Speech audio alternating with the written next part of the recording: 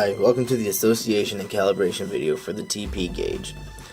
To begin, open up Wireless Utility and put your gauge in setup mode by pressing and holding the blue button for about 4 to 5 seconds until the light starts flashing green. Once the light is flashing green, press and release the blue button to send the information over to Wireless Utility.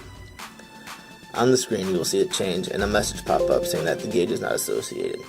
Click on OK, and click on the green plus at the top of the screen. Get another progress bar, and the message will come up saying that the gauge is now associated. Click on OK, and one more time, press and release the blue button on the gauge to populate the grid.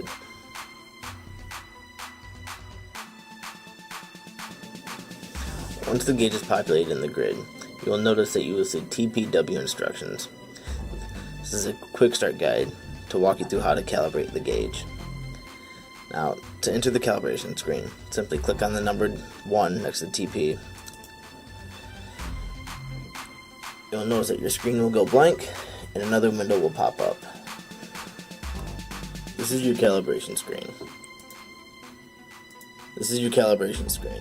In here you can calibrate your gauge, set your offsets, set span, set your timeout, and turn TP calculations on. As a warning, when you turn TP calculations on, you will then only receive 1 reading instead of 2. You can also change from millimeters to inches, and you can invert your signs. Now, to begin calibration, start by clicking on Cal Low of the A-axis probe master. Once you've clicked on Cal Low, line up this end piece to A master axis. Press it in until it seats against the gauge, then press sample on the screen. It will automatically move to Cal High.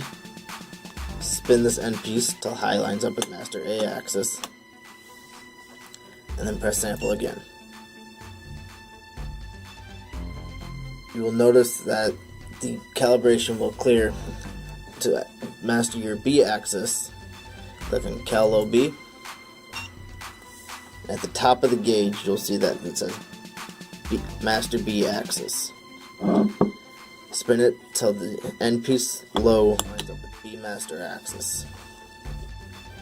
Click on sample on the screen. It will automatically move to Cal High.